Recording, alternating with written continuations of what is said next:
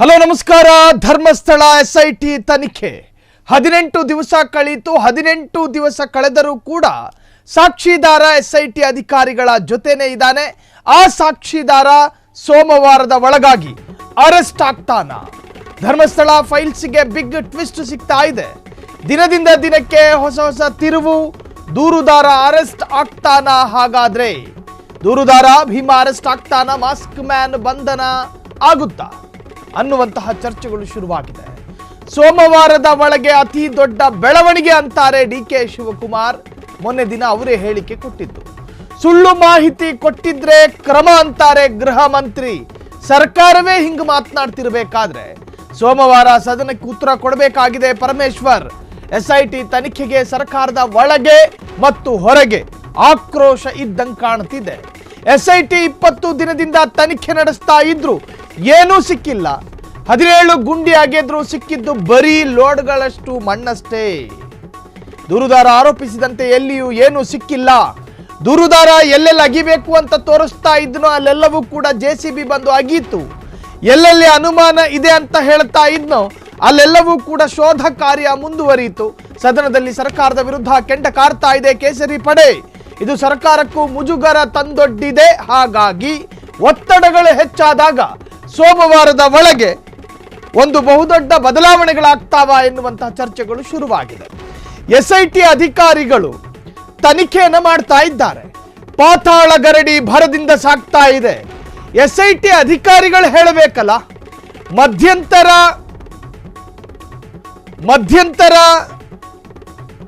ಏನು ತನಿಖೆಯ ರಿಪೋರ್ಟ್ ಬೇಡ ಅಂತ ಒಂದು ಕಡೆ ಹೇಳ್ತಾರೆ.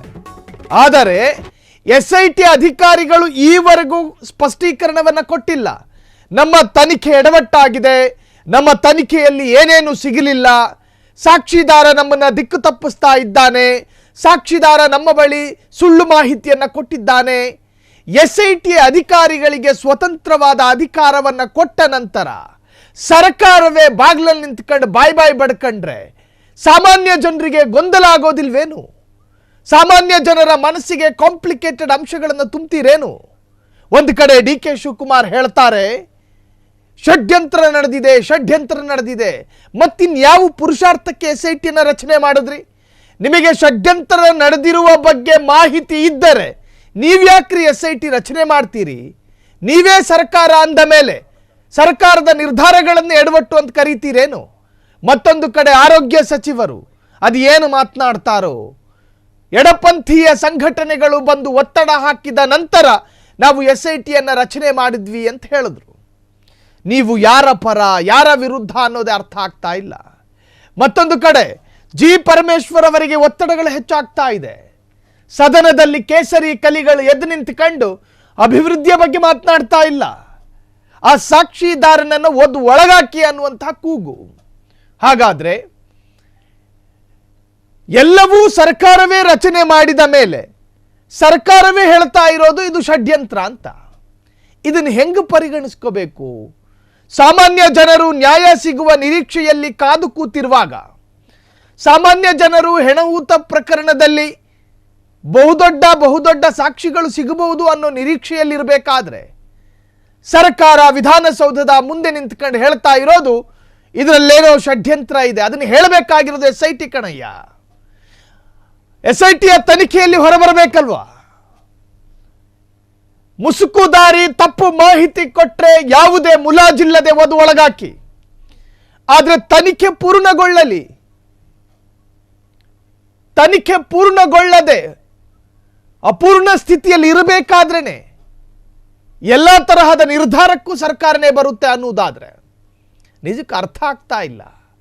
ಗೃಹ ಇಲಾಖೆ ಎನ್ನುವಂತಹ ಅತ್ಯಂತ ಜವಾಬ್ದಾರಿಯುತವಾದಂತಹ ಖಾತೆಯಲ್ಲಿ ಕೂತ್ಕೊಂಡು, ಉಪಮುಖ್ಯಮಂತ್ರಿ ಎನ್ನುವಂತಹ ಅತ್ಯಂತ ದೊಡ್ಡ ಖಾತೆಯಲ್ಲಿ ಕೂತ್ಕೊಂಡು ಕೆಲ ಸೂಕ್ಷ್ಮ ಪ್ರಕರಣಗಳ ವಿಚಾರಗಳನ್ನು ಅಷ್ಟು ಹಗುರವಾಗಿ ಮಾತನಾಡೋದಾ?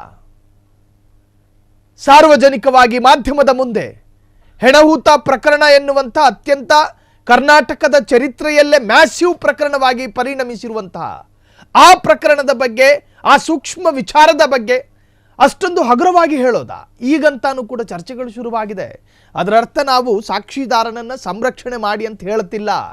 ಆತ ಸುಳ್ಳು ಮಾಹಿತಿ ಕೊಟ್ಟಿದ್ದೇ ಆದಲ್ಲಿ, ಸರ್ಕಾರದ ಬೊಕ್ಕಸಕ್ಕೆ 30ರಿಂದ 40 ಲಕ್ಷ ಹಣವನ್ನು ನಷ್ಟ ಮಾಡಿದ್ದೇ ಆದಲ್ಲಿ, SIT ಅಧಿಕಾರಿಗಳನ್ನು ದಿಕ್ಕು ತಪ್ಪಿಸಿದ್ದೇ ಆದಲ್ಲಿ, ಧರ್ಮಸ್ಥಳ ಕ್ಷೇತ್ರಕ್ಕೆ ಕಳಂಕ ತಂದಿದ್ದೇ ಆದಲ್ಲಿ, ಆ ಕ್ಷೇತ್ರವನ್ನು ಟಾರ್ಗೆಟ್ ಮಾಡಿದ್ದೇ ಆದಲ್ಲಿ, ಆ ಕ್ಷೇತ್ರದ ಭಕ್ತಾದಿಗಳ ಭಾವನೆಗೆ ಧಕ್ಕೆ ತಂದಿದ್ದೇ ಆದಲ್ಲಿ ಒದ್ದು ಒಳಗಾಕಿ. ಸಂವಿಧಾನದ ಪ್ರಕಾರ ಕಾನೂನಾತ್ಮಕವಾಗಿ ಒಬ್ಬ ಸುಳ್ಳು ಮಾಹಿತಿದಾರನಿಗೆ ಏನೇನು ಶಿಕ್ಷೆಗಳು ಸಿಗಬೇಕೋ ಆ ಶಿಕ್ಷೆಗಳನ್ನೆಲ್ಲ ಕೊಟ್ಟುಬಿಡಿ. ಆದರೆ SIT ತನಿಖೆ ಅಪೂರ್ಣಗೊಂಡಿರುವ ಹೊತ್ತಲ್ಲೇ SIT ಮೊಹಂತಿ ಅವರು ರಾತ್ರಿ ಹಗಲೆನ್ನದೆ ನಿದ್ರೆಗೆಟ್ಟು ತನ್ನ 29 ಅಧಿಕಾರಿಗಳನ್ನು ಒಳಗೊಂಡಂತಹ ತನಿಖೆಯನ್ನು ಏನಾದೀತೋ, ಏನಾಗ್ತಾ ಇದೆಯೋ, ಸಾಕ್ಷಿದಾರನ ಮಾಹಿತಿಯಂತೆ ಅಗಿತಾ ಇದ್ದೀವಿ, ಸಾಕ್ಷಿಗಳು ಸಿಗ್ತಾ ಇಲ್ಲ, ಆತಂಕ, ಗೊಂದಲ ಇವೆಲ್ಲವೂ ಕೂಡ ತರ್ತಿರೋದು ಯಾರು ಅಂತ ಕೇಳಿದ್ರೆ ಇದೇ ಸರ್ಕಾರ. ಒಂದೊಂದು ರೀತಿಯ ಸ್ಟೇಟ್ಮೆಂಟ್ಗಳು. ನೀವೆಲ್ಲರೂ ಜನಪ್ರತಿನಿಧಿ ಕಣ್ರಯ್ಯ, ಒಂದು ಸ್ವಲ್ಪ ಸಂವೇದನಶೀಲತೆ ಬೇಡ? ಸೂಕ್ಷ್ಮ ಪ್ರಕರಣದಲ್ಲಿ ಏನೇನು ಹೇಳಿಕೆ ಕೊಡಬೇಕು? ಆರೋಗ್ಯ ಸಚಿವರು ಕೂತ್ಕೊಂಡು ಹೇಳ್ತಾರೆ ಎಡಪಂಥೀಯರು ನಮ್ಮ ಮನೆ ಬಾಗಿಲಿಗೆ ಬಂದಿದ್ರು ಅಂತ. ಮತ್ತೊಂದು ಕಡೆ ಉಪಮುಖ್ಯಮಂತ್ರಿ ಅವರು ಹೇಳ್ತಾರೆ ಇದರಲ್ಲಿ ಯಾರೋ ಷಡ್ಯಂತ್ರ ಮಾಡಿದ್ದಾರೆ, ಅವ್ರು ಯಾರು ಅನ್ನೋದು ಗೊತ್ತು, ನಾವೇ ಹೇಳ್ತೀವಿ ಅಂತ. ಸರ್ಕಾರ ಹಿಂಗ ಮಾತನಾಡಬೇಕಾಗಿರೋದು? ನೀವೆಲ್ಲರೂ ಕೂಡ ಸಾರ್ವಜನಿಕವಾಗಿ ಎಲೆಕ್ಟೆಡ್ ಕ್ಯಾಂಡಿಡೇಟ್ಸ್ಗಳಲ್ವಾ, ಎಲೆಕ್ಟೆಡ್ ಜನಪ್ರತಿನಿಧಿಗಳಲ್ವಾ? ಯಾರನ್ನ ರೆಪ್ರೆಸೆಂಟೇಟಿವ್ ಮಾಡ್ತಾ ಇದ್ದೀರಿ? ನೀವು ಯಾರು ಪರ? ಸೊ ಇದನ್ನ ನೀವು ಫಸ್ಟ್ ಸ್ಪಷ್ಟೀಕರಣ ಕೊಡಿ. ಎಸ್, ಹಾಗಾದ್ರೆ ಸೋಮವಾರದ ಒಳಗೆ ಬಹುದೊಡ್ಡ ಬದಲಾವಣೆಗಳಾಗ್ತಾವ? ಭೀಮನನ್ನ ಅರೆಸ್ಟ್ ಮಾಡಲಾಗುತ್ತಾ? ಈ ಅರ್ಥದಲ್ಲೂ ಕೂಡ ಚರ್ಚೆಗಳು ಗರಿಗೆದರಿದೆ. ಕ್ಷಣ ಕ್ಷಣದ ಸುದ್ದಿಗಳಿಗಾಗಿ ಫ್ರೀಡಂ ಟಿವಿ ಸಬ್ಸ್ಕ್ರೈಬ್ ಮಾಡಿ, ಲೈಕ್ ಮಾಡಿ ಹಾಗೂ ಫಾಲೋ ಮಾಡಿ. ಹೊಸ ಸುದ್ದಿಗಳ ನೋಟಿಫಿಕೇಶನ್ಗಾಗಿ ಬೆಲ್ ಐಕಾನ್ ಮೇಲೆ ಕ್ಲಿಕ್ ಮಾಡಿ.